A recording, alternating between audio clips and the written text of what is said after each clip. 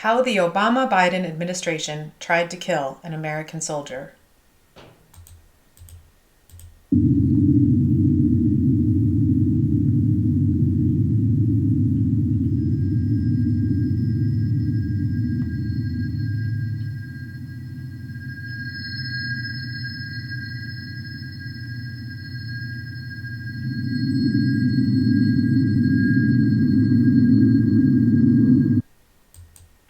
In 2012, this video, produced by a virtually unknown Afghan reporter, helped attempt to use offensive information operations, also known as propaganda, to further the cause of the Taliban, while simultaneously attempting to convince the U.S. military to kill one of its own soldiers.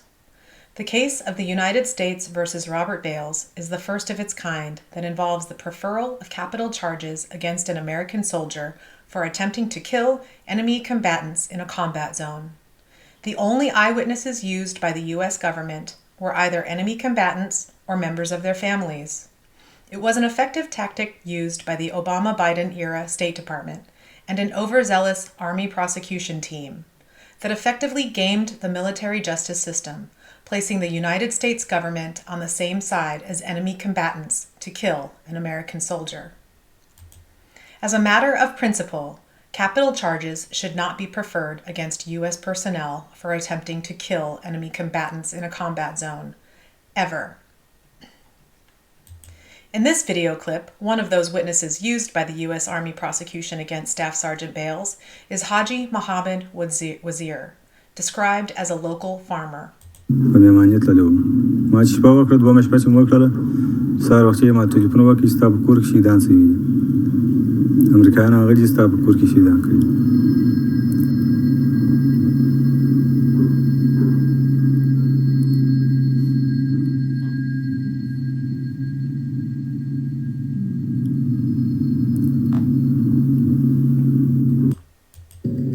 مور میشی د سوي د ورور میشي سوي د ورور کور والا میشي د سوي ما کور والا د زامن یو راره څلور لونی دا ماشي دان سوي.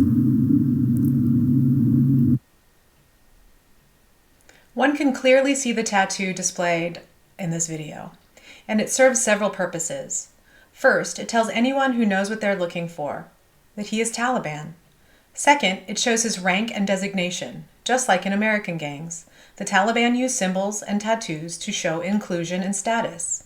For example, this slide shows a picture of the tattoo on the hand of a detainee in Parwan, which happens to be a province close to the Panjwai district near the Belambay village. Notice that the information obtained is from the U.S. Army about similar tattoos. In this picture, Wazir is proudly showing his tattoo, but the reporter has altered the picture to distort the tattoo, but it is clearly shown in the video. In this video clip, farmer Haji Wazir is brazenly asking for proof of Taliban activity in his house.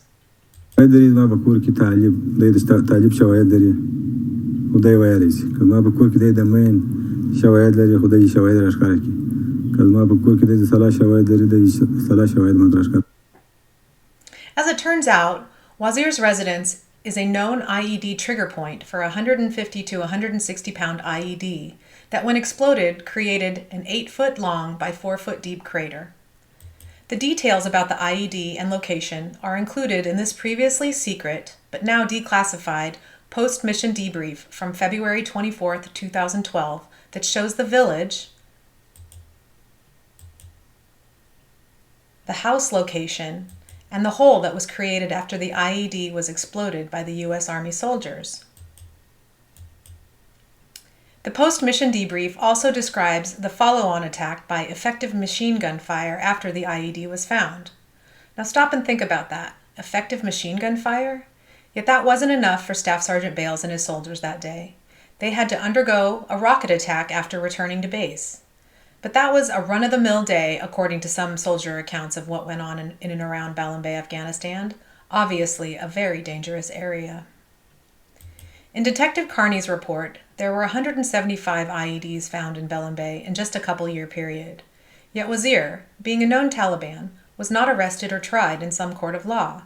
he was given a bunch of money and used to help prefer the death penalty against Staff Sergeant Bales. Yet he was not alone. While not all of the witnesses were called to testify, they were all on the witness list at one time or another in Staff Sergeant Bales' case. In fact, one of the witnesses that was scheduled to testify against Bales had met with President Karzai, was actually killed in a NATO drone strike in September of 2012. Several, like Mullah Baran, prosecution witness number 1, did testify against Bales at his Article 32 hearing, and then again, like Wazir, at the sentencing. Baran was in fact a coalition detainee, and the prosecution knew this, and they filed a motion to limit the type of questions that the defense could ask him.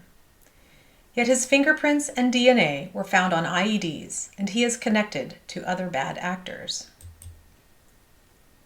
Prosecution witness Hikamatullah, prosecution witness Rafiullah, prosecution witness Haji Baki, prosecution witness Dost Muhammad, prosecution witness Niyamatullah. And while Akhtar was not included in the witness list against Bales, he was Wazir's brother and was interviewed by reporters. This slide shows how all of these bad actors are intertwined with Wazir.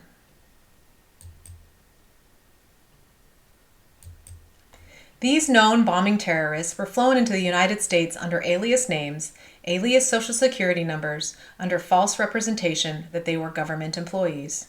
They were booked on domestic airliners amongst the American public, unbeknownst to the American passengers. You could have been sitting right next to them if you were on that plane. While the prosecution portrayed them as innocent farmers, clearly they were not. And those same witnesses pleaded with the panel to impose the death penalty in Staff Sergeant Bales' case. Now that's not unusual.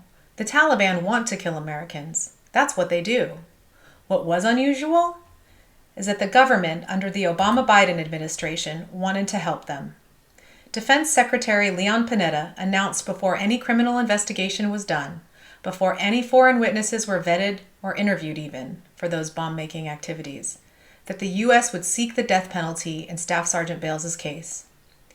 You can find the details in the Reuters news article, Who's to Blame When an Injured Soldier Kills Civilians, dated March 23, 2012. These statements were made prior to Staff Sergeant Bales being formally charged. During this same time, the Obama-Biden administration was paying Karzai bags of cash to get Karzai to do what they wanted. Next comes in an overzealous prosecutor, Jay Morse, who had 3 goals, and finding out the truth or administering justice weren't on his list. He said so in his own words when he went on a post-trial speaking tour. I said, success for me means this. I want a conviction, I want the victim satisfied or at least an understanding of the process, and I want no insurmountable mistakes. Instead, he said he just wanted to make Bales look as bad as he could.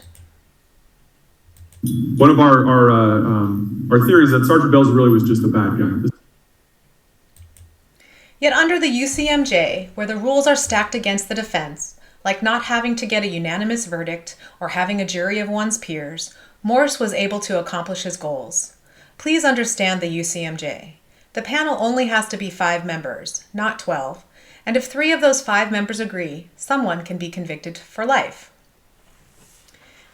Nevertheless, in Staff Sergeant Bales' last letter home to his wife and kids prior to this incident, which became part of his record of trial, he explains his experiences and hope for the future. So I hope you're all having fun. Know I love you very much. I hope you're happy. Children here are a lot like you. They love candy and play soccer. They all know me because I juggle rocks for them. We give them wind-up radios that play 1 AM radio channel broadcasting pro-American messages. So hopefully, you will not ever have to fight in this country. It holds true that children are the hope for the future, as Quincy and Bobby are my hope for the future. Always remember, it's not falling down that matters, it's how many times you can get back up. Love always, Bob, Daddy. A lot has been said about Bob Bales being a monster, but he is a good man, loves his country, family, and his friends. He grew up taking care of handicapped people. He volunteered in hospitals and clinics. And his letter home shows he loves children. Recently, to help with the peace process in Afghanistan, over 4,000 Taliban fighters were released from prison. 150 of those fighters were the worst of the worst and were on death row. Now they are going back to the same environment in which they committed their offenses without any rehabilitation or remorse. Most have been confined only a short period of time, but none of them have been confined longer than 18 years. In contrast, Staff Sergeant Bales has been in prison almost 10 years of a life without parole sentence. And if President Trump doesn't intervene, Staff Sergeant Bales will never be able to go home. You can help Bob get back together with his family in the following ways. Vote for Donald J. Trump in the 2024 election.